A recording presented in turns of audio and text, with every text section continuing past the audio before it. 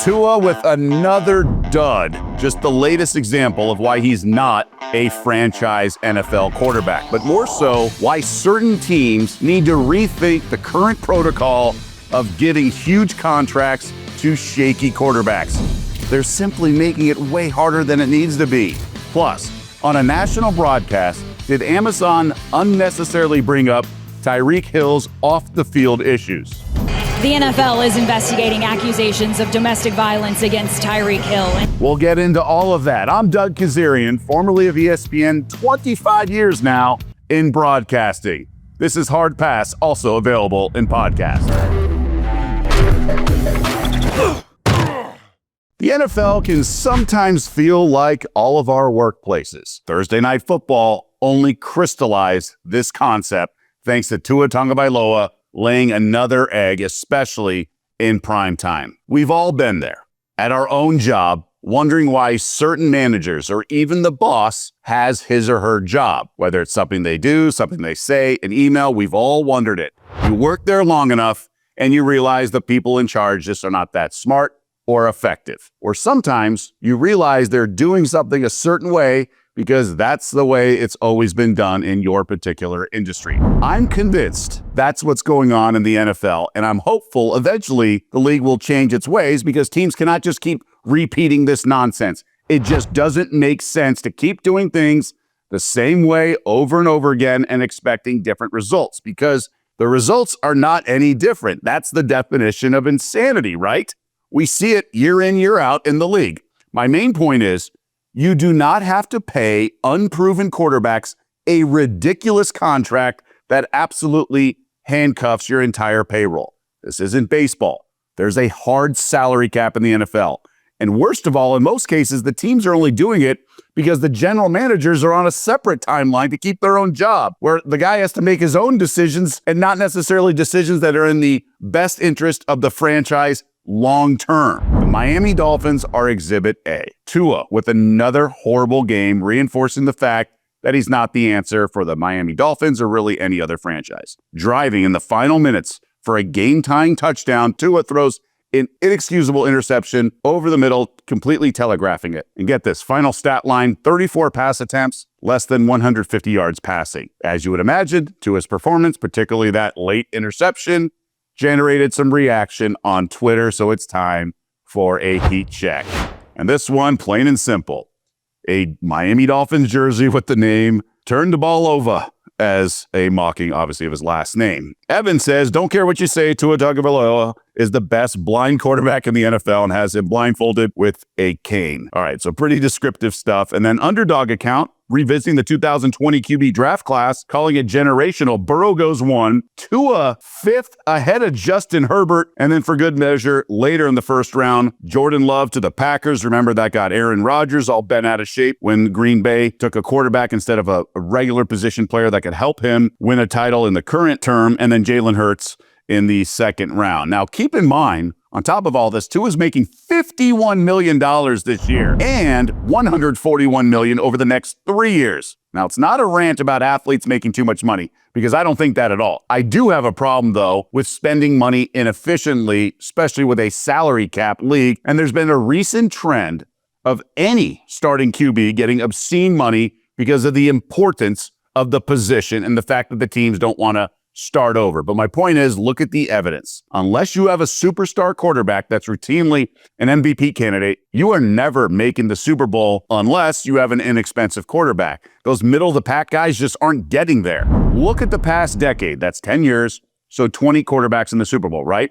Aside from the MVPs, Brady, Mahomes, Manning, Matt Ryan, Cam Newton, the other teams reached that far because they had a QB on a rookie deal or one that was team-friendly. The ones that did the team-friendly stuff, they following a different script, as in use your salary cap to pay players at other valuable positions, such as a defensive monster that puts pressure on the quarterback. Or if you think about it, all these teams that were in financial jail by overpaying an unproven quarterback, they didn't reach far in the playoffs or even make the playoffs. Just look at these recent horrible contracts with quarterbacks we know will not deliver when all is said and done. It starts with Tua, Kyler Murray, Dak Prescott, we'll get to him in a sec, Jared Goff, Trevor Lawrence. Daniel Jones when he was with the Giants. I mean, come on when New York gave him that deal. There are two issues with these types of situations. One, when you pay them all this money, it leaves less for the other positions that were helping them garner wins when they were on team-friendly rookie deals or something. So a little misleading, right? For example, the Cowboys ended up having to trade Micah Parsons because Dak was financially handcuffing them, right? They overpaid him. Number two, executives are giving them the deals, are forced to do it because of common protocol throughout the league, and the owners have accepted it. But more so, their own timeline and shelf life cannot sustain a hard reset or shift. They're more worried about keeping their own job. It's not the best interest of the team. Paying QBs a ridiculous amount of money puts a lot of pressure on that player, so you better have an absolute stud like Mahomes, Josh Allen, Lamar Jackson, Burrow. If the upside is there and it's fairly obvious, like a guy like Jaden Daniels, then fine. Otherwise, you are much better off with a veteran quarterback and then paying a stud left tackle, pass rusher, defensive back. Going back to the past decade, those 10 Super Bowls, look at the QBs on the team-friendly deals that reached the Super Bowl. Joe Burrow was still on the rookie deal when Cincinnati faced the Rams. Goff was on a rookie deal with the Rams when they lost to the Patriots, but that enabled LA to afford studs elsewhere on the roster. Brock Purdy, rookie deal. Jalen Hurts, first time rookie deal. And then last year when they won it all, he wasn't making the max. He was so pivotal, but they did have money to spend on all the trenches, which is why they ultimately won.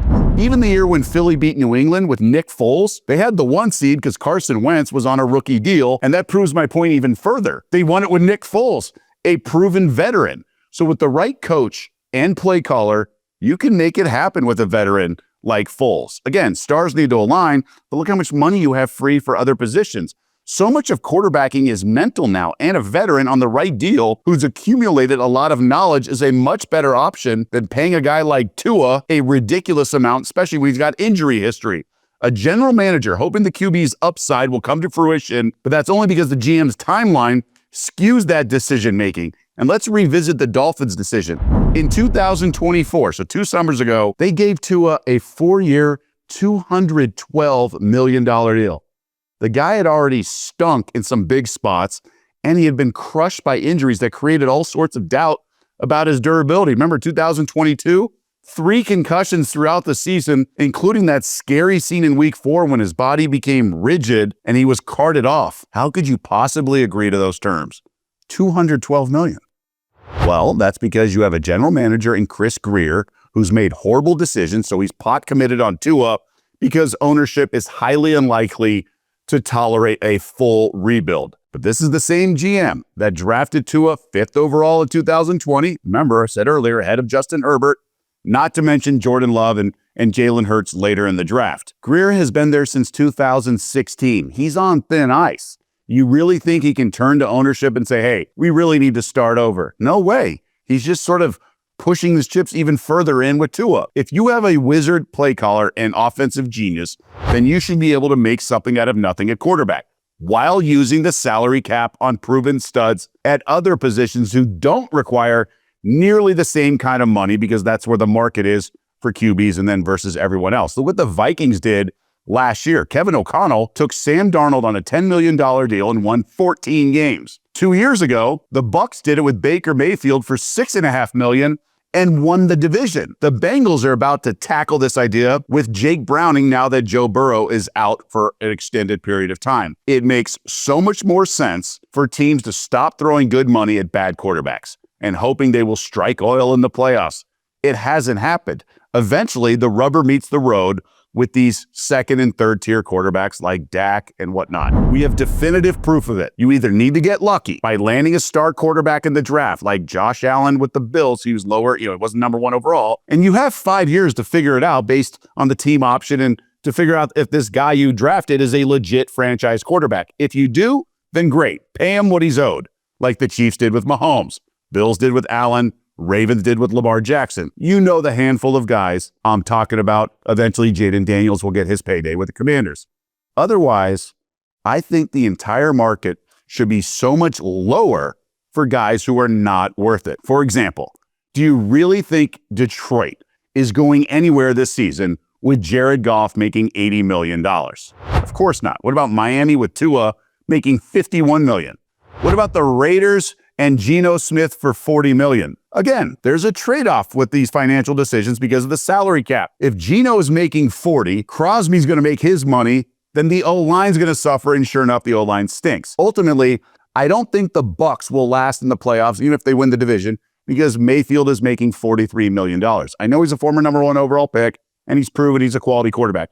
But if the entire league had a healthier protocol, Mayfield would be making a little bit less, but still a lot, and the team would have a couple better pieces around him. I mean, their O-line's in shambles right now because of injuries, I know, but still. This is why we see the same teams deep in the playoffs. They have one of those two scripts, the proven quarterback or the team-friendly deal. They have the right QB making a bunch, or it's a different blueprint. Those are the only two options you have right now in the NFL. A team with a young QB on a cheaper deal, like Washington and San Francisco, until this year.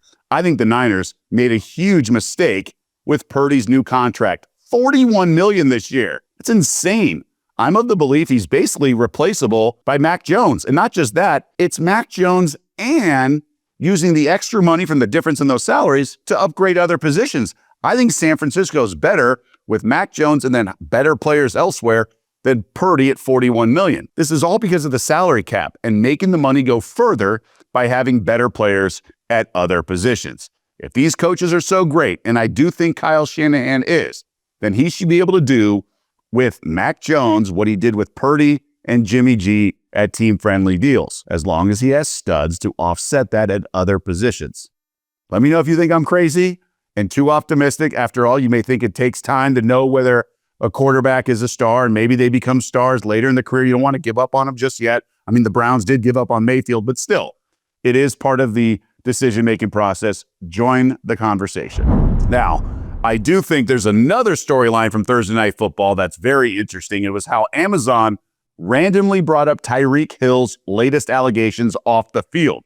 Coming back from commercial, following a touchdown, now a 7-point game midway through the fourth quarter, the broadcast returned from break with reporter Kaylee Hartung providing an update on Hill. The NFL is investigating accusations of domestic violence against Tyreek Hill. In filings made earlier this month related to his divorce, Hill's ex-wife alleges he was violent with her on 8 separate occasions dating back to January 2024. He's denied this and has not been charged criminally. In 2015, Hill pleaded guilty to domestic violence charges stemming from his time at Oklahoma State, guys. Thank you. He's no stranger to off the field stuff. So the question is not only the odd timing of it, but whether it belonged in the broadcast at all. Personally, I'm on the fence. I worked in news for a couple decades. I understand the obligation a broadcast might feel it has, but this was not exactly a huge story, nor was it fresh news, and it's a game broadcast, not a news, sort of program. On top of that, these are allegations from an ex-wife, as Hill is going through a divorce. Nothing has really been finalized. It did feel a bit awkward while watching it. The timing was definitely strange, given it was a pivotal moment in the fourth quarter with Miami getting the ball down 7 points. Maybe early in the game, it wouldn't have felt as awkward as you would imagine. It did generate some interest on social media, so it's time for a heat check. Mike Hill, Fox broadcaster, was that really necessary to bring up the Tyreek Hill domestic violence allegations during the game? It came out 8 days ago, so it's not news. As someone in the biz, I know it's done. Don't always agree with it, but I also feel there's a time for it too. Dwayne Steinel, Thursday Night Football, just randomly reading through Tyreek criminal record in between possessions. Love it. He's a pile of, and then an emoji. And then thanks for that fun fact about Tyreek Hill. Yeah, it did feel like a little bit of a fun fact. Let me know your thoughts. Would love for you to join the conversation. Was Amazon justified in mentioning it at all during the broadcast?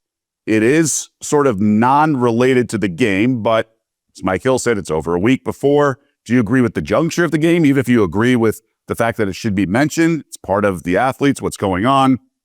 Join the conversation. Let us know your thoughts.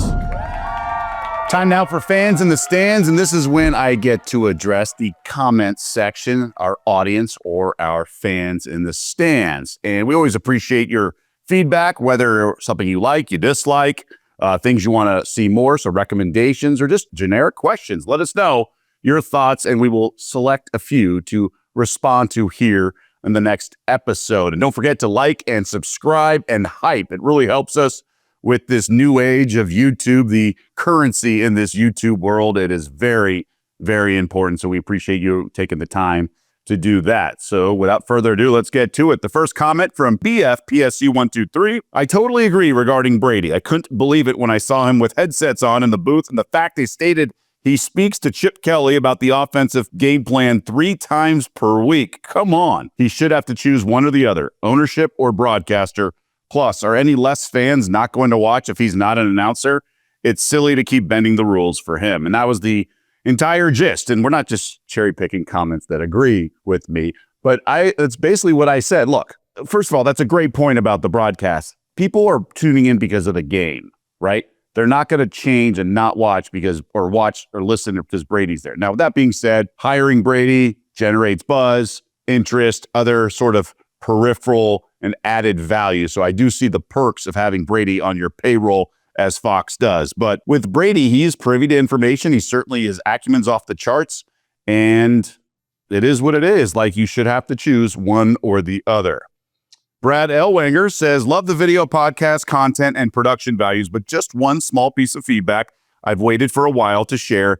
Do we need a camera cut after every one of Doug's sentences, or sometimes mid-sentence? It's way too much. I find myself focusing more on the camera cuts and angle changes than I do what Doug is saying. Maybe I'm the only one, but just wanted to give that feedback. Thanks. Brad, we appreciate the constructive tone, constructive feedback. Love it.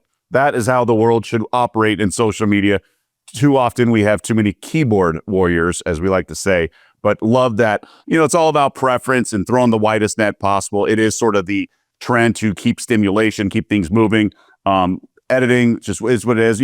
Maybe give yourself a little bit more time. You'll get used to it. It's certainly different than linear television, which is on your regular television, but having the words on the screen, having other graphics, it really sort of furthers the overall message and broadcast. So it is typically the right way to do things, or the most commonly accepted one, but I certainly understand. Takes some getting used to a little bit. It's definitely, just think like a magazine show instead of like a live show, trying to get as much information conveyed. But I hear you. It's not for everyone, but we appreciate just the overall normalcy and respect in the interaction and dialogue. Dennis Saunders says, did it really matter? The Raiders still lost. It's a fair point, but that was one of my points in the last episode. Take a step away. The reason it's not an even bigger deal is that the Raiders stink. If he were a part owner of the Chiefs, everyone would be up in arms. So there's your answer. That is your proofs in the pudding. Everyone would be going ballistic, except for Chiefs fans, if he was a part owner of the Kansas City Chiefs. They'd think he's cheating. They're cheating and all this other stuff. So there's your answer. You don't need this full dissection. We know the right from wrong. So the Raiders are getting the rules bent for him because he's the golden boy and because they're not very good. Simple as that. Appreciate everyone's input. Again, join the conversation. We always want to hear your feedback, and obviously with Tua and my philosophy of how the NFL should adjust its current sort of protocol and not pay quarterbacks that are unproven as much money. I would love to hear your feedback from this episode. Let us know. Join the conversation. But that'll do it for this edition of Hard Pass.